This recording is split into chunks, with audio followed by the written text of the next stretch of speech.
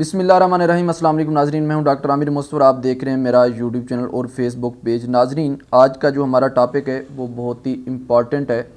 Important इस हवाले से है कि जिस टॉपिक के ऊपर जिस डिसऑर्डर के ऊपर हम बात करने जा रहे हैं वो एक नौजवान जो नस्ल है हमारी वो इस चीज़ का शिकार है और ये बीमारी नौजवान नस्ल में पाई जाती है।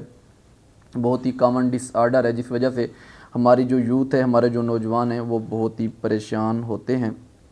और नादरीन, अक्सर लोग इस अपनी बीमारी को छुपाते हैं, डरते हैं बताने में, किसी के साथ डिस्कस करने में या डॉक्टर के पास जाने से वो घबराते हैं। और सबसे ज़्यादा जो मसला है वो दही इलाकों में है, जहाँ पे लोग उस बीमारी का इलाज करते करते उसको मज़ीद तेज़ कर देते हैं, उसमें मज़ीद शिद्दत आती है। उसकी क्या वजह है कि दही इलाकों के अंदर ये जो हिकमत वाला ड्रामा है, ये हकीमों वाला, अतइयों वाला बहुत ज़्यादा है। लोग जाते हैं हकीमों के पास और वो चूरन बेचते हैं, कभी फकियों के नाम पे, कभी माजून के नाम पे। तो इन चीज़ों के पीछे लग के वो मज़ीद अपनी सेहत का बेड़ा गर्क कर देते हैं और मज़ीद वो इस जो उनको जो डिसऑर्डर है वो मज़ीद उसमें तेज़ी आती है। वो डिसऑर्डर कौन सा है, कौन सी बीमारी है? नाजरीन देखें, रिसेंटली पाकिस्तान के अंदर जो ड्रैप ने जो टेडालाफेल है, सिल्डेनाफेल है, ये जितनी भी क्लास की ड्रग्स है उनको लीगल किया है। तो आप लोग ये सोच सकते हैं कि इसके पीछे क्या रीज़न हो सकती है कि पहले ये पाकिस्तान के अंदर इलीगल थी ये दवाइयाँ, ये मेडिसन, अब इसको लीगल क्यों किया गया?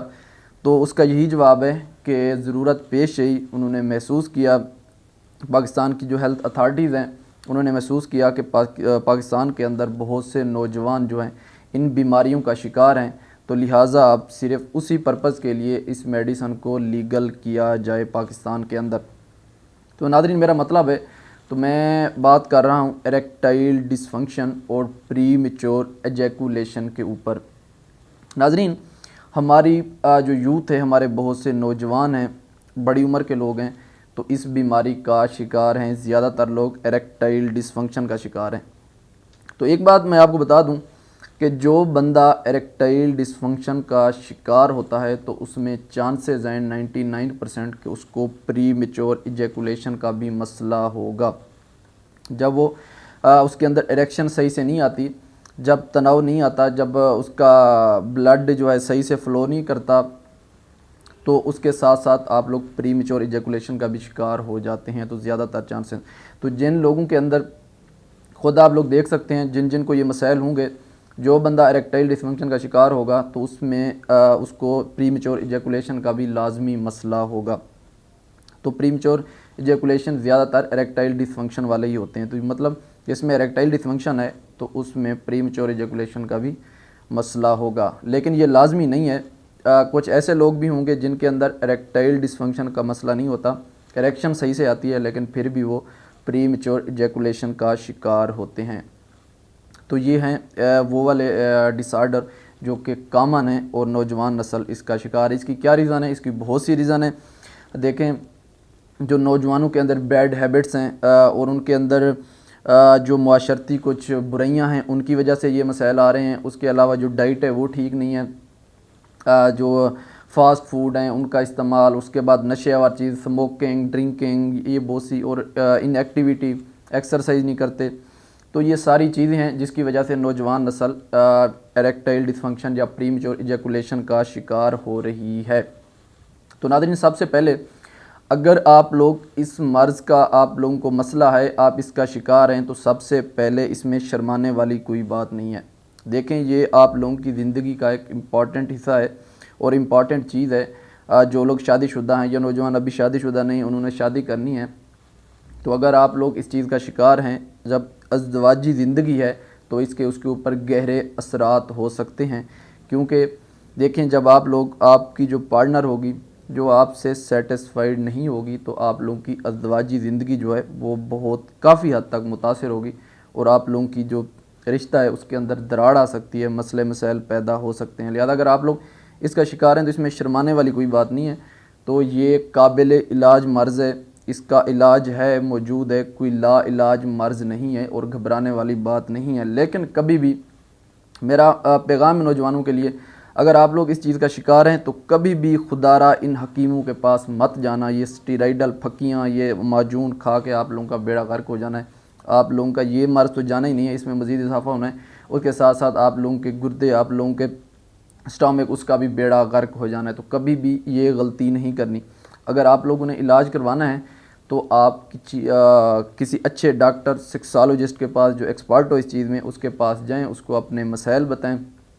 तो ये आप लोगों के जो मसाइल हैं वह हल होंगे। आप लोग इसका कोर्स करें, मुकम्मल ट्रीटमेंट करें, ये काबिल इलाज मर्ज़ है।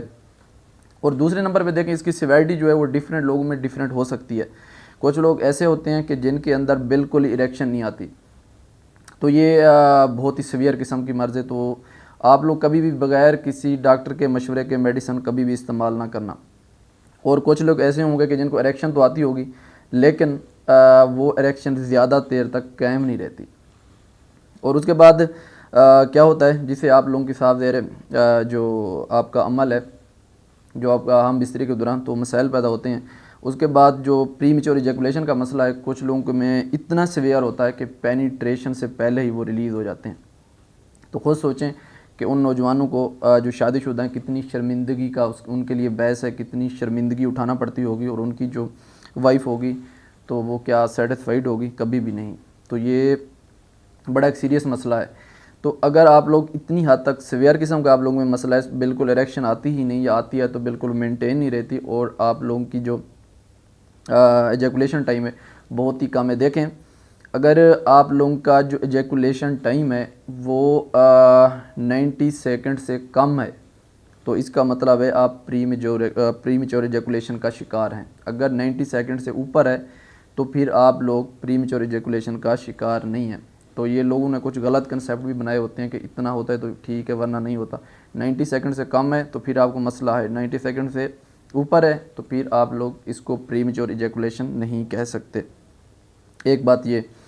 और दूसरी बात, लेकिन अगर आप लोगों में सीवियर किस्म का मसला नहीं है इरेक्टाइल डिसफंक्शन का या प्री मेच्योर इजैकुलेशन का, तो फिर आप लोग अगर सिंगल टाइम यूज़ करना चाहते हैं, इसको मज़ीद बढ़ाना चाहते हैं इजैकुलेशन टाइम को, और इरेक्शन अच्छे से आए, आप लोग ये चाहते हैं, तो फिर आप लोग इस्तेमाल कर सकते हैं प्रोडक्ट जो कि पाकिस्तान के अंदर अब लीगल है। पहले लोग जो इस्तेमाल करते थे वाइग्रा, सियालिस, ये वाली, उनके बहुत ज़्यादा साइड इफ़ेक्ट हैं। सबसे बड़ा साइड इफ़ेक्ट ये है कि वो खाने के बाद आप लोगों का जो सर है वो चकराना शुरू हो जाता है। चक्कर आना शुरू, सर में शदीद दर्द, वोमिटिंग, नोज़िया, ये वाली फीलिंग्स आती हैं, तो हालत ख़राब हो जाती है। उसके अलावा उनके बहुत ज़्यादा और भी साइड इफ़ेक्ट्स हैं, और जो रिज़ल्ट्स हैं वो भी अच्छे नहीं हैं, वो इतनी सेफ़ नहीं है। लेकिन अब इस टेडालाफिल, सिल्डेनाफिल, ये लीगल होने के बाद बहुत सी जो फार्मा इंडस्ट्रीज़ हैं पाकिस्तान के अंदर, उन्होंने प्रोडक्ट अपनी लॉन्च की हैं जो कि सेफ़ हैं, साइड इफ़ेक्ट बहुत कम हैं,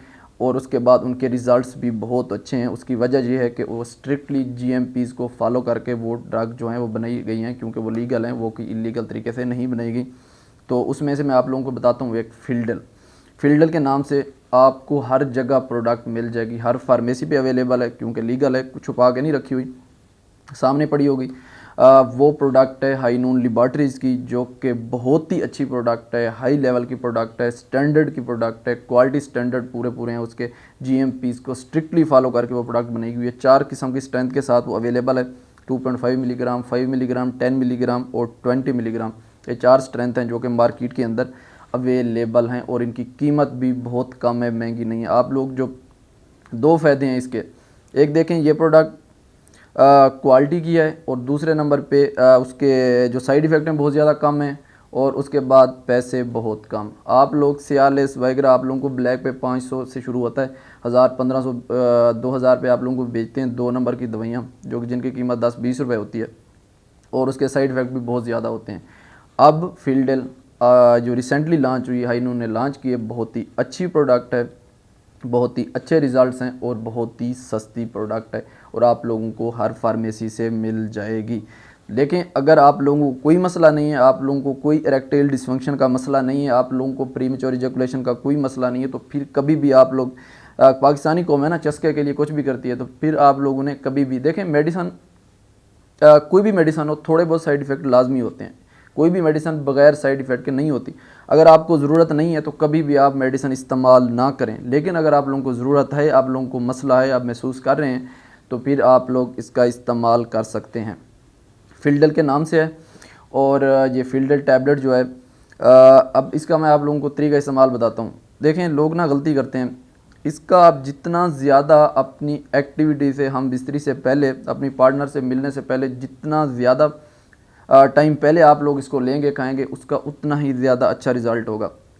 तो कम अज़ कम आपने कोशिश करनी है, जब इसको इस्तेमाल करना है तो कम अज़ कम 2 घंटे पहले आप लोगों ने इस टैबलेट का इस्तेमाल करना है, इसको खा लेना है। उस 2 घंटे के बाद आपने अपनी जो एक्टिविटी है वो शुरू करनी है। तो नादरीन, ये थी आज की हमारी वीडियो इरेक्टाइल डिसफंक्शन और प्रीमेच्योर इजैकुलेशन और उसकी ट्रीटमेंट के ऊपर। इंशाल्लाह हम मज़ीद इसके ऊपर वीडियोस बनाएंगे कि मेडिसिन के अलावा हम इसको किस तरह, इसकी कौन से ऑप्शन है हमारे पास जिससे हम इन कंडीशंस को इम्प्रूव कर सकते हैं।